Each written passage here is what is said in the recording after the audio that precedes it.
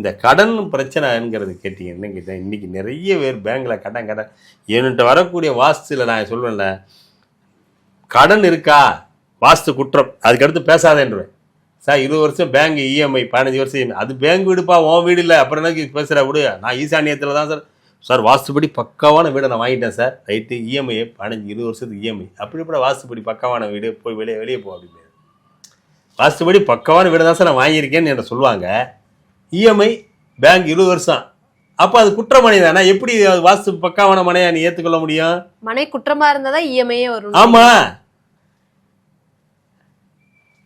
வராது. நான் என்னுடைய வாசனை, என் வாசு நான் போட்டுக்கிட்டு வாசனை 1 ரூபா கூட கடனா இருந்தா என்ன சொல்லுமே.